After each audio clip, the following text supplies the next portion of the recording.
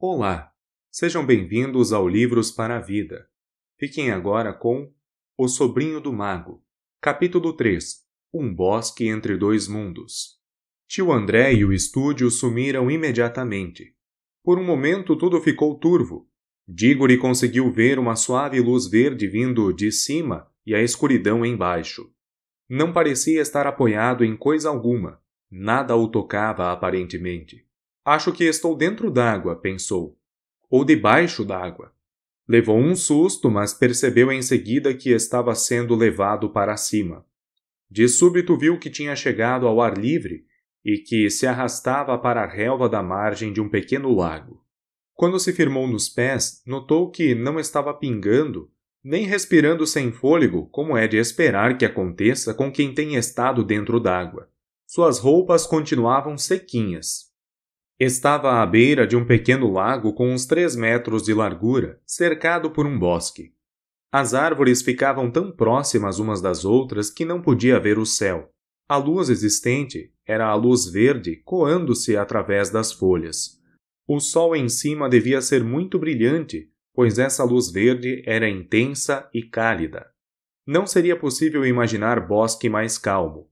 Não havia pássaros, nem insetos, nem bichos, nem vento. Quase se podia sentir as árvores crescendo. O lago de onde acabara de sair não era o único. Eram muitos, todos bem próximos uns dos outros. Tinha-se a impressão de ouvir as árvores bebendo água com suas raízes. Mais tarde, sempre que tentava descrever esse bosque, Diggory dizia: era um lugar rico, rico como um panetone. O mais estranho de tudo era que Diggory tinha praticamente se esquecido de como viera parar ali.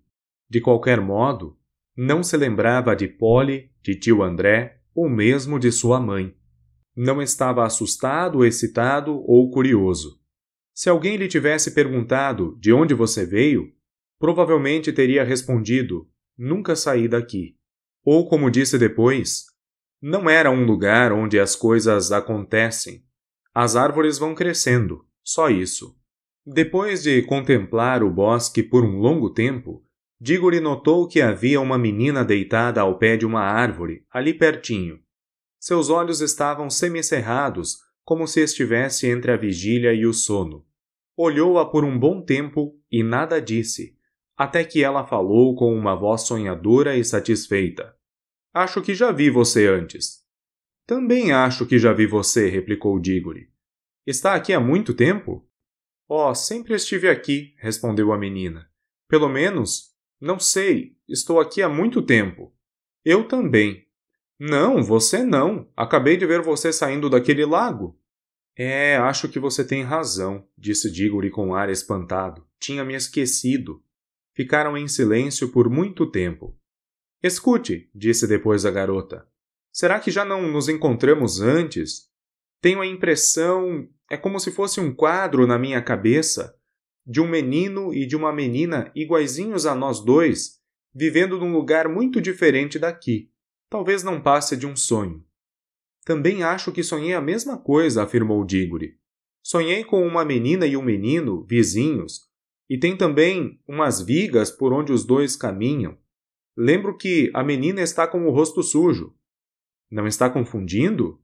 No meu sonho é o menino que está com o rosto sujo. Não consigo me lembrar do rosto do menino, respondeu Diggory, e perguntou: que é aquilo? Ora, um porquinho da Índia. E era mesmo, um porquinho da Índia gordinho, farejando a relva. Bem no meio do animalzinho havia uma fita e preso a ela um reluzente anel amarelo. Olhe, olhe! Gritou Diggory. O anel! E olha aqui, você também está com um anel amarelo. E eu também. A menina sentou-se, interessada pela primeira vez.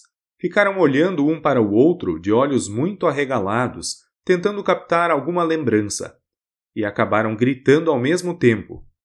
O Sr. André! Tio André! Logo se deram conta de quem eram e começaram a relembrar o resto da história, depois de alguns minutos de animada conversa. Então Diggory contou a Polly de que maneira torpe tio André os levara até ali. Que vamos fazer agora? Perguntou a menina. Pegar o porquinho e ir para casa? Não temos pressa, respondeu Diggory com um grande bocejo. Acho que temos. Este lugar é calmo demais. É tão feito sonho. Você está quase dormindo. Se a gente se entrega, cai por aqui mesmo e passa a vida toda cochilando. Pois estou gostando muito daqui, disse Diggory. Eu também, mas precisamos ir embora. Polly levantou-se e começou a caminhar cautelosamente na direção do porquinho da Índia, porém mudou de ideia. Acho que devemos deixar o porquinho. Está todo feliz. Se a gente levar o bichinho de volta, seu tio vai fazer algo horrível com ele. Aposto que sim, pelo jeito que nos tratou. Aliás, como é que vamos voltar para casa? Mergulhando outra vez no lago, eu acho. Foram os dois para a beira do lago e puseram-se a olhar as águas calmas que refletiam com profusão os ramos verdes e folhudos. Parecia um lago muito fundo. Não temos roupas de banho, disse Polly. Deixe de ser boba, não precisamos de roupas de banho, replicou Diggory. Podemos pular assim mesmo. Já esqueceu que a gente não se molha? Sabe nadar? Um pouquinho. E você?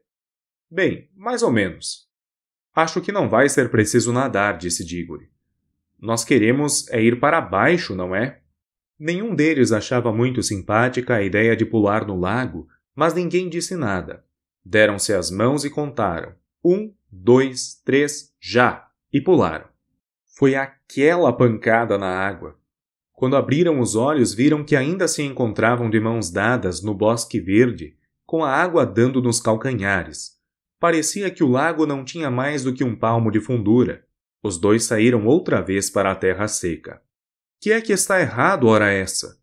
Disse Polly com a voz assustada, mas não muito, pois era praticamente impossível sentir medo naquele mundo demasiadamente calmo.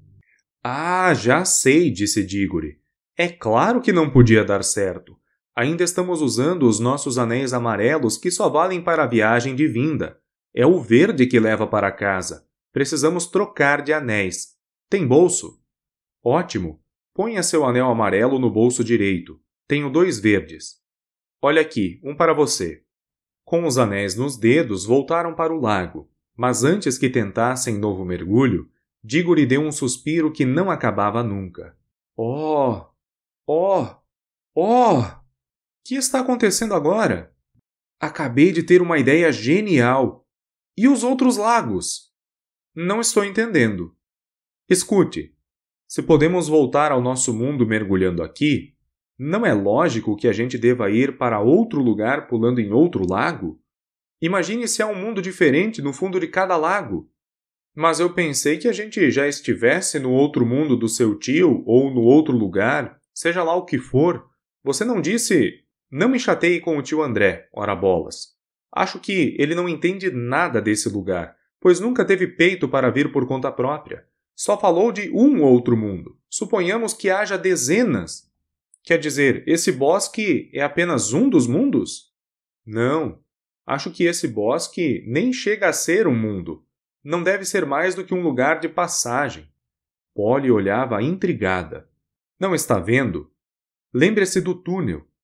Não pertence a nenhuma das casas, mas você pode andar por ele e entrar em qualquer uma delas. Não será este bosque uma coisa parecida? Um lugar que não pertence a nenhum dos mundos, mas que dá acesso a todos os mundos? Bem, ainda que, começou a dizer Polly, mas o amigo nem parecia ouvi-la. Isso explica tudo, continuou Diggory. Por isso aqui é tão calmo e sonolento. Nada acontece nunca. Como no túnel. É dentro das casas que as pessoas conversam e fazem as coisas e comem. Nada existe nos lugares de passagem atrás das paredes, em cima dos tetos ou debaixo do assoalho. Mas do nosso túnel, podemos passar para todas as casas do quarteirão. Acho que daqui poderemos ir a um lugar fabuloso. Qual? Qualquer um. Não precisamos mergulhar no mesmo lago por onde chegamos. Pelo menos não por enquanto. O bosque entre 2 mundos, disse Polly com um olhar sonhador. Bonito. Vamos logo. Que lago você prefere? Preste atenção. Eu é que não vou experimentar nenhum lago novo antes de ter certeza de poder voltar pelo lago antigo. Ainda nem sabemos se vai dar certo. Perfeito! Voltar para ser agarrado por tio André, que vai tomar os nossos anéis antes de a brincadeira ter começado. Isso não! A gente não podia ir pelo menos metade do caminho no nosso lago, apelou Polly, só para ver se funciona. Se funcionar, trocaremos de anéis e subiremos de novo antes de voltar ao estúdio do seu tio. Levamos bem pouco tempo para subir até aqui. Acho que não vai demorar nada para voltar. Diggory chegou a se atrapalhar um pouco antes de concordar com isso, mas não teve outro jeito, porque Polly se recusava a novas explorações em novos mundos, caso não tivesse a certeza de poder voltar ao antigo. Em se tratando de muitos perigos, era quase tão valente quanto ele, marimbondos, por exemplo, mas não estava interessada em descobrir coisas das quais nunca ninguém jamais ouvira falar. Diggory era do tipo que gostava de conhecer tudo, e quando cresceu, tornou-se o famoso professor Kirk, que aparece em outros livros. Depois de muita discussão, concordaram que deviam colocar os anéis, os verdes por segurança, disse Diggory, pois assim a gente não vai esquecer qual é qual, e mergulhar de mãos dadas. No entanto, quando calculassem estar de volta ao estúdio de tio André, Polly deveria dar um grito, trocar, e então tirariam os verdes e colocariam os amarelos. Polly fez questão de ter o comando dessa operação, contrariando Diggory. Colocaram os anéis verdes, deram-se as mãos e mais uma vez contaram com voz firme. 1, 2, 3, já! Dessa vez deu certo. É difícil contar como foi, pois tudo aconteceu com uma rapidez extraordinária. Primeiro houve luzes brilhantes num céu escuro. Diggory sempre achou que eram astros, jurando que chegou a ver Júpiter pertinho, a ponto de distinguir entre as luas do planeta. Mas quase instantaneamente começaram a surgir fileiras e mais fileiras de tetos e puderam ver a Catedral de São Paulo. Era Londres lá embaixo. Mas enxergavam também através das paredes de todas as casas. Viram o tio André, a princípio sombrio e fora de foco, mas ficando cada vez mais nítido. Antes que ele se tornasse de fato uma realidade, Polly gritou, trocar! E trocaram os anéis. O nosso mundo foi se apagando mais uma vez como num sonho, e a luz verde do alto ficou mais intensa, até que as cabeças apontaram fora d'água e ganharam a margem do lago. A operação toda não durou mais do que 1 minuto. Pronto! Exclamou Diggory. Tudo certo. Agora vamos à exploração. Qualquer lago serve. Vamos experimentar este aqui. Um momento. Não vamos fazer uma marca neste lago? Ficaram pálidos e de olhos arregalados quando perceberam a extensão da loucura que Diggory esteve por cometer. Pois existiam inúmeros lagos no bosque, todos iguais, e iguais também eram as árvores. Se não assinalassem o lago que conduzia ao nosso mundo, as possibilidades de encontrá-lo novamente seriam mínimas. A mão de Diggory tremia quando abriu o canivete e cortou uma boa abraçada de relva na beira do lago. A terra, que cheirava deliciosamente, era de um vivo castanho avermelhado que se distinguia contra o verde. Ainda bem que um de nós tem um pouco de juízo, disse Polly. Não fique aí contando prosa, vamos logo ver o que há num desses lagos. Polly deu-lhe uma resposta ferina, e ele respondeu com palavras ainda mais indelicadas. A briga durou vários minutos, mas seria aborrecido contar tudo aqui. Vamos saltar para um instante em que ambos, com o coração aos pulos e caretas de medo, puseram-se à beira do lago desconhecido, com os anéis amarelos nos dedos e de mãos dadas. 1, 2, 3, já! Splash! Mais uma vez não funcionou. Esse lago também parecia ser somente uma poça. Em vez de alcançar um mundo novo, só conseguiram molhar os pés e as pernas pela segunda vez aquela manhã. Se é que era manhã, o tempo parece ser sempre o mesmo no bosque entre dois mundos. Que droga! Exclamou Diggory. O que está errado agora? Não pusemos os anéis amarelos? Ele não falou amarelos para as viagens para fora? Acontecia o seguinte. O tio André, que não entendia coisa nenhuma do bosque entre dois mundos, tinha uma ideia errada sobre os anéis. Os amarelos não eram anéis para ir para fora, e os verdes não eram para ir para casa. Pelo menos não como ele pensava. A matéria-prima de que eram feitos ambos provinha do bosque. O material dos anéis amarelos tinha o poder de conduzir ao bosque. Era a matéria querendo retornar às origens.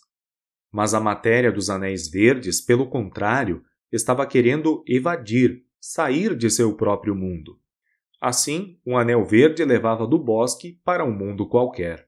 Tio André, entenda, estava trabalhando com coisas que ele próprio não conhecia muito bem. Acontece isso com a maioria dos feiticeiros. Dígore, naturalmente, também não percebeu isso com clareza, a não ser mais tarde. Mas depois de muita troca de ideias, os dois decidiram experimentar os anéis verdes no mesmo lago desconhecido só para ver no que dava. Se você topar, eu topo, disse Polly. Mas disse isso só por estar convencida lá no fundo do coração de que anel nenhum iria funcionar no Poço Novo. Só havia um acidente a temer, o baque dentro d'água. Não sei com certeza se Dígore estava pressentindo a mesma coisa. De qualquer maneira, quando colocaram os verdes e voltaram à beira do lago de mãos dadas, estavam bem mais animados e menos solenes do que da primeira vez. 1, 2, 3, já!